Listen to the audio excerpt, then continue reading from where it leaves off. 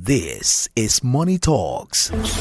Hi, my name is Ibukun Oyedeji, President CFA Society Nigeria. Join me and a host of other financial industry practitioners for Money Talks with CFA Society Nigeria. Money Talks with CFA Society Nigeria. Let's talk about money. A very warm welcome to you all to Money Talks.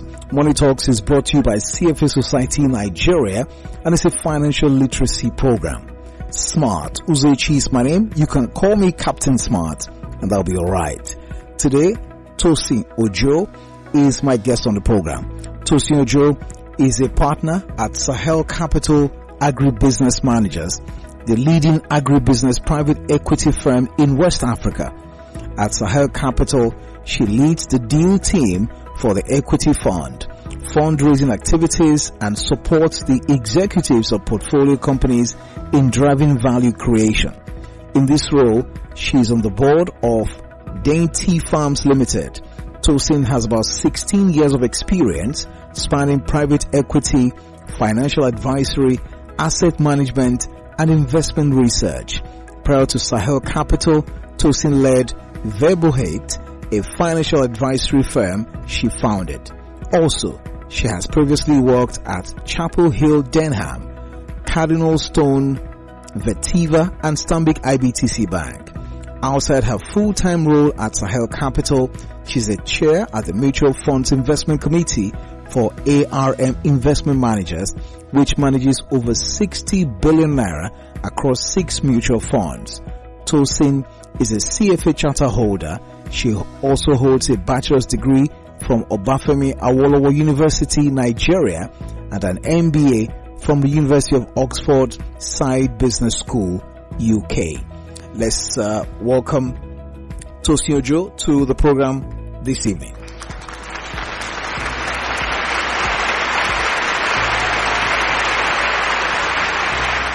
Tosin, good evening to you, and thank you for joining us tonight. Good evening, Smart. Thank you for having me. It's a pleasure to be here. Absolutely. Consumers' rights and financial ethics is what we're going to be discussing with Tosin Ojo soon after we return from this very short break. It promises to be a very incisive discussion this evening. Stay with us. We'll be right back. CFA Society Nigeria, making finance a force for good. Money Talks. Money Talks. Money Talks. Money Talks. Money Talks with CFA Society Nigeria. Let's talk about money. University of Oxford Side Business School trained Tosin Ojo is our guest on the program this evening, and we're discussing consumers' rights and financial ethics. So the phone lines to join the program, if you would, 0700 923 923 923. You can also call us on 01-277-1923. That's 01-277-1923 or 01-277-2923 to be a part of our discussions here this evening. Consumers' rights and financial ethics is something that should catch your fancy, isn't it? So Tosin, let's get right into it. You know, in any financial transaction, there are rights, there are also obligations that both parties in that transaction will have to meet themselves. We want to talk about the rights or the financial consumer. First of all, I would like to ask you, what is consumer rights? Let's start from there, because we have two big words or big, subject boxed into two here: consumers' rights and financial ethics. So let's start from there before you go to these questions. When you say consumers' rights, what exactly are you talking about? Yeah, thank you. I think as it is with every goods and service, financial services is also like a product that people sort of quote unquote consume, but it's not in that sense as that you consume like a product. Yeah. Right. So so in every transaction where you are paying for a service to be delivered to you, there's certain rights that you have, and there's certain obligations that you have as well. And of course, to the counterparty that you're paying, that you've paid for that service, they also have certain obligations to you, and it's on their own side that the issue of ethics come to play. Now, because this is an intangible, right? It's an intangible product, so to speak, So a lot of people don't really understand even what their sort of like rights are, and they don't even know when an actual contract or obligation has come to play between them and the counterparty, which most times now is the financial institution that is selling the financial product or financial service to them. So that in the basic form is what you're entitled to as a customer, so to speak. If you go to an hospital, you know what your rights are. If you subscribe to a bank, you go to a bank, you know what your rights are. If you subscribe to a software, you know what your rights are. So the same thing if you're buying stocks, bonds, mutual funds, if you're buying financial products, you should know what your rights are as a financial consumer, and you should know what the your own obligations are, what's the obligation of the financial institution is to you as well. All right. So whether it's a good or service, these things you're talking about will apply. So now that you have answered that, walk us through now those rights and obligations. Can you just help us to highlight them? Okay. I think let me start first from rights. The first as a consumer is that in this particular case, we were talking about a financial product. One of the rights is that you have the right to information.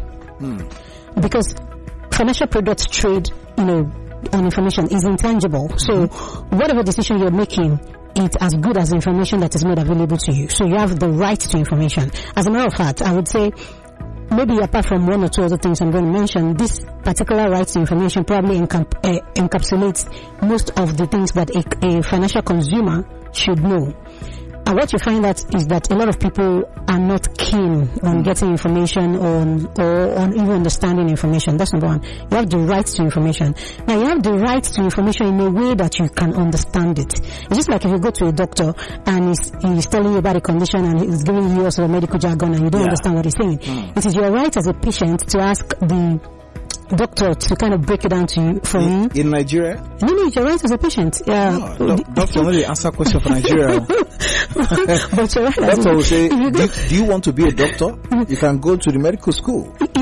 That's common in public hospitals, but if you go to a private hospital, they kind of like have been better trained to have this kind of understanding that you have to explain to your patient in a way that they understand. So that's the second thing. So you have that right to information. You have the right to ask questions to get that information in a way that you can understand it as much as possible, right? That's the second thing. Then you have the right to disclosure of anything that may impair on the ability of the institution to deliver on what they have promised you. One of this is conflict of interest. So you have a right to making the appropriate disclosures, to you. So let's say you are trying to invest through a financial institution, let's say stockbroking firm or an asset management firm. You are trying to buy into the investment of a company, right? But this institution also has some kind of, relationship with this company where they get, some income on the side, apart from just being a financial intermediary, selling the investment security of this company. You have a right to, ask, and they have the obligation to disclose to you that, okay, apart from we're not just selling this thing to you because, we've advised you, blah, blah, but maybe one of our, MDs is on the board, we have this, thing that we're doing with them, we're a related party. You have the right, to that disclosure, right? And of course, the right to fair dealing. I know this one is very, very, funny in Nigeria setting. So because, when you have big clients that have big pockets, and then you have people who, like retail clients, the question really is, will they all be treated fairly? In the principle, if we're following the principle of ethics, that financial institution or financial practitioners should abide by, you have the right to fair dealing, which means you should not be at a disadvantage because of the size of your investment relative to another investor that had maybe bigger pockets or something like that.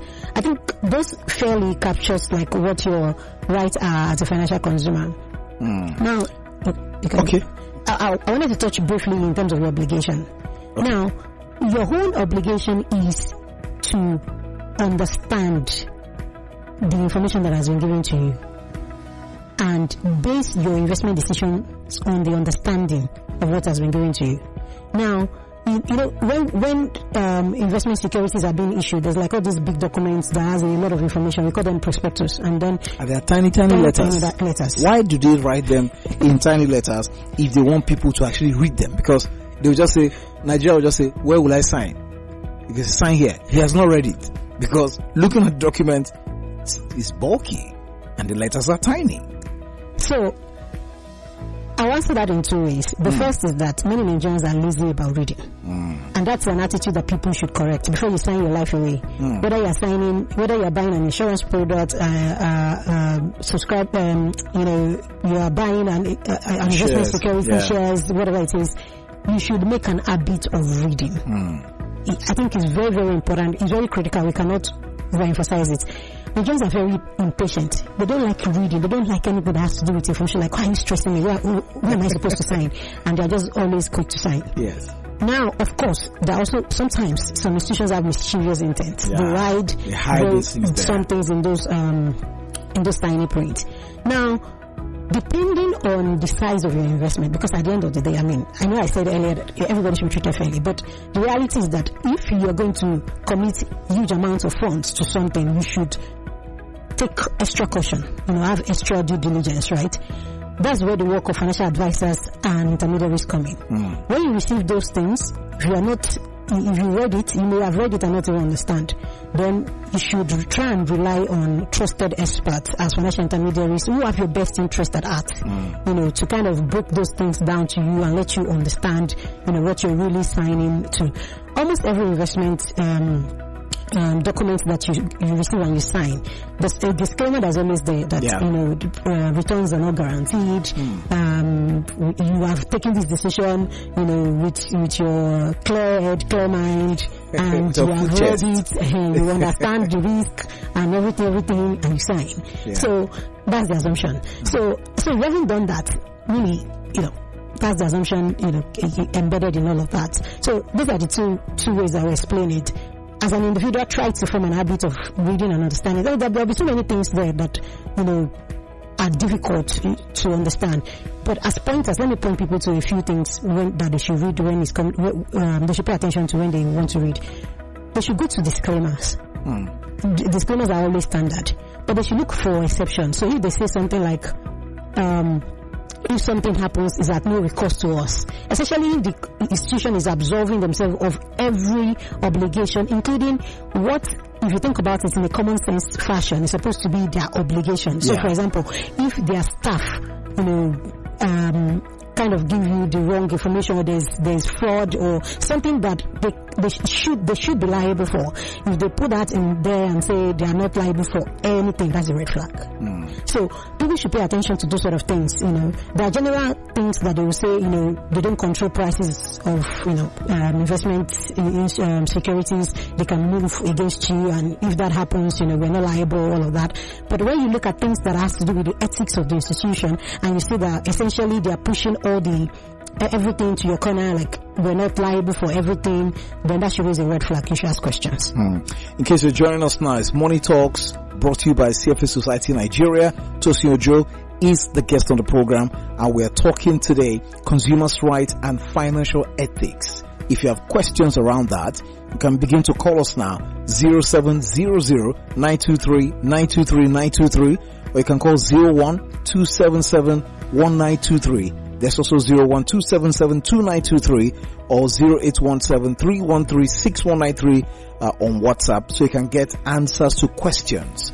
Before you commit to that financial product, you just might need to consult Tosin Ojo for free while she's here this evening. So Tosin, now you've highlighted all of those, how can these consumers you're talking about now ensure that their rights are protected when they're engaging in these financial services with product and services? Okay, I think it starts so there are like 2 or 3 layers, but it starts from number 1, you do your due diligence about who the counterparty is, about the institution that you're going with, who they are. And of course, I'm going to brag a little bit about CFA Society here. Yes, you can go ahead and do that. So, I mean, chances are that if you have an institution that, they maybe have signed up to CFA Society as a code of asset management, asset management code of conduct, or, they've adopted their standards for professional conduct and ethics. Chances are that they take this thing seriously, and you can fairly expect, right, that they will act ethically towards you as a client. So I think that's the first thing. As it is with most things, it starts from your counterparty due diligence. You need to kind of do a little bit about who the financial intermediary or the financial institution that you're dealing with is. How long have they been around? Their board of directors, the key people there, who are they? What's their track? What have they done? Because again, it's an intangible. There's no product. There's no tangible product. So you're relying on the expertise of these people and the fact that they would do as they have said. That's the first level as an investor. The second level is, depending on what you invest in, because I'm kind of lumping it together here. There are funds and there are situations where you make the decision to invest in the security yourself. If you invest in a fund, the fund manager would invest the money based on their best discretion into a basket of securities or instruments. But if you are making the decision yourself, you pick what you want. The second thing is, if you want to make the decision yourself on exactly what you want to invest in, maybe stocks or bonds or whatever it is, then you should go further and read a little bit more about the company issuing that security, whether it's stock, whether it's commercial paper, whether it's bonds.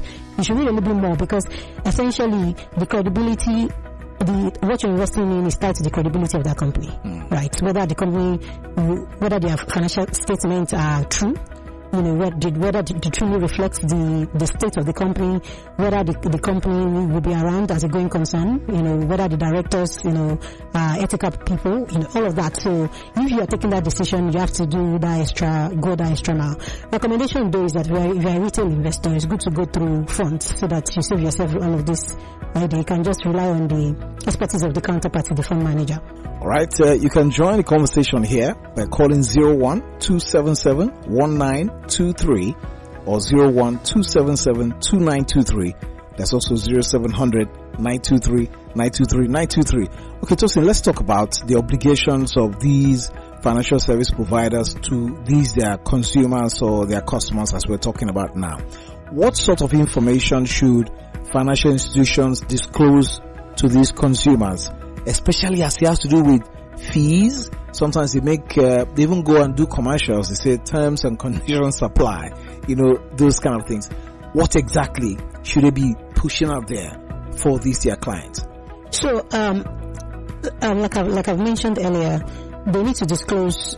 First, they need to be honest about if there's any related party in conflict of interest. They need to disclose what the fees are. Transparently. So no hidden fees, no hidden agenda. And to be honest, I think many of these institutions are regulated by SEC. That's the Securities and Exchange Commission. And at that level, there's a lot that they have to comply with in terms of information that they provide to SEC, just to ensure that they are in compliance because part of SEC's mandate is to ensure sort of like the protection of retail investors, right? So, and part of the way they do that is to ensure that unscrupulous actors are not in the financial, market or in the financial industry. And the way to do that is by ensuring standards are adhered to. So part of that standards is the filings that they have to do regularly, that they have to submit to SEC. We'll talk to this caller. Hello, good evening to you. Hello. Good evening. Welcome to the program. Tell us your name. I'm calling Ogun State. Okay, go ahead quickly, sir. Please, I love this program. And how do we be able to get me connected for this program? So you're here now. That's my question. Okay, you're here now. We're here every Monday at 4:30 p.m. Right, every Monday at 4:30. We're here. You can also go to the website of the CFA Society Nigeria, www.cfasocietyn.org. You can get more information there, or follow on social media, LinkedIn, YouTube, Facebook, Instagram at CFA Society NG. So that's what you do. Get more details, get more information. What we do here every Monday is financial literacy. 0700 923 923 923. You can call the number, or 01277 1923. That's also 01277 2923. So you can wrap up your thoughts on that before we go to the next question. Yeah, so I was saying that, so they have an obligation to comply with SEC rules, the Investment Securities Act, as part of the obligations they have. So even though this obligation is to the regulator, it's also indirectly to the investor, because it's by complying with these obligations, the regulator goes ahead to certify them that they've done what they are supposed to do. And I think as an investor, you can go on SEC website and check for information on the counterparty, on the financial counterparty that you're dealing with, to know if they are in right standing, have they been fined with SEC, because sometimes when there's a problem, you find the notice, I find the notice, on SEC website. So they have a right, the obligation, the obligation, the first thing I've mentioned is information.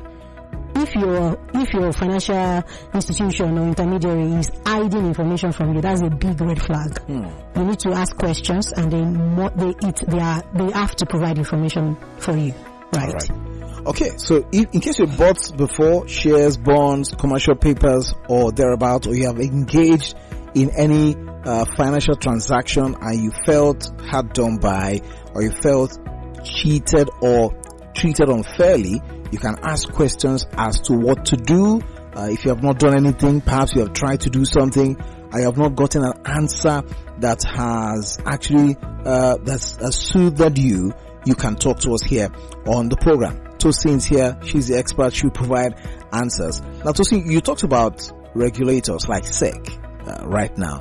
Do we have measures that are in place to ensure that regulators like SEC and those who are regulating other financial institutions themselves ensure that these customers are treated fairly? Because many times it's an individual against one mighty firm that sometimes they're even intimidated to go there to go and complain, or sometimes you send them messages, they don't even reply, they don't respond. Like, people have lost their hard-earned savings, or the investments are lost and all of that. Is there something, there are regulations that are there to ensure that there's no discrimination? Because if it's a big man or a big money bag person, they rush to attend to that. But if it's somebody who is just there, nobody to speak for them, they're just discriminated against. Are there regulations to avoid this sort of treatment? To be fair, I don't think any investor class is discriminated against. I think the SEC, I think they are really doing their best. There's a big investment firm in this nation that SEC, really went hard on, and as of today, they're not existing anymore because SEC ceased their license. So what are the people who invested? What happened to their money? On the investor side, I'm coming to that now. It depends on first, what did you invest in? If you invested in stocks through that company, like I've mentioned to you, if you buy a stock directly through that company, and many stock prospectus will tell you the returns are not guaranteed, risk, blah, blah, blah, blah. To a large extent, that disclaimer covers many of the institutions. That's the first problem. So when a lot of people were buying stocks, they were like, they are doing this public offer, you're jumping on it, you're buying it. A lot of people did not understand what they were doing. So if things go bad, you really cannot hold that financial intermediary that they've missold to you, because you bought something that is very risky and you signed and the disclaimer is there. Now, but if it's like a fund, if you invested in the fund of the company and for some reason maybe you found out that they misallocated the money, or they misappropriated the money, or there was fraud, or all of those things, there's a process that you can go through, to flag this thing to SEC, to report it to SEC, right? And that process is covered under the Investment Securities Act, to the point where the SEC can even set up an Investment Securities Tribunal. Now, as it is with many things, it takes time, right? Because we're talking about institutions. It's not the day you write a SEC that the SEC will just say, this person is, they've done wrong, and therefore I'll go against the person. There's a process to be followed, and a lot of retail investors are not patient, to follow through that process, or the cost of even following through the process, is to compare to the investment. Yes. Sometimes we're like, what's the point? Like, how much did I invest? Let me let it go. But the process works, it works. But it takes time. Yes, it takes time because it has to be investigated, right? Most government institutions, there's bureaucracy, right? But the process works. we've seen in this market, the process works up to the point that even apart from finding the institution or seizing the security license of the institution, even the operators, like I'm a sex-sponsored individual, I can be fined as a person. I literally can have my entire career if something happens in a firm that I sit on and is investigated and they found that I did not use due diligence or reasonable care, I didn't do what I was supposed to do, my entire career can be in jeopardy. Wow. Yes. Okay. Finally, Tosin, I would like you to speak to this one in just a minute. Meanwhile, you can still send us messages to 0817-313-6193, or you can call us on 0700-923-923-923. Just a minute, Tosin. The responsibilities of financial institutions in safeguarding consumers' personal and financial information. That's an obligation they have, even under the SEC rules. Because nowadays, you sometimes see people's information flying everywhere. No, that's unethical, but it's beyond unethical. It's wrong, and I think could even be illegal, depending on the information that they share. One of the core responsibility of the obligation of the financial institution to the client is confidentiality of information. And even under the law, I think they have up to a certain number of years that they have to keep that information. If I remember correctly, maybe 7 years, that they have to keep the information so that even if something goes wrong 5 years from now, the SEC can ask for historical information about that transaction, what happened, and when they are trying to do investigation in a tribunal, this is what they rely on. You get to get to the root of the matter, what really happened. So every financial institution, financial market participants, they have the obligation to keep information for a number of years, that is stipulated in the law and I think in the Investment Securities Act, and they have an obligation of confidentiality to their clients. So you can't just disclose information. I know people may probably be doing unscrupulous things. Again, it goes to, being very careful in the selection of the institution that you're going with, because some people will do things that are not exactly in line with the law or unethical. But as far as the obligations under the law is concerned, confidentiality is one of them, and keeping information for a stipulated minimum period of time is one of them. All right, that's the much you can take on Money Talks this evening with Tosin Ojo.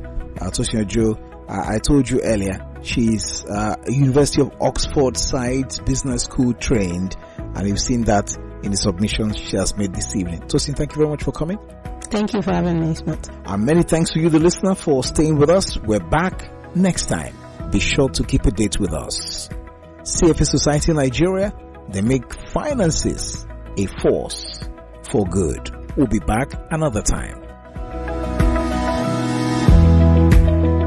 Thank you for joining us on this episode of Money Talks, hosted by the CFA Society Nigeria. Stay connected with us on Instagram, Facebook, LinkedIn, X, and YouTube at CFA Society Nigeria. Follow us for more financial insights and updates. Keep a date with us next time.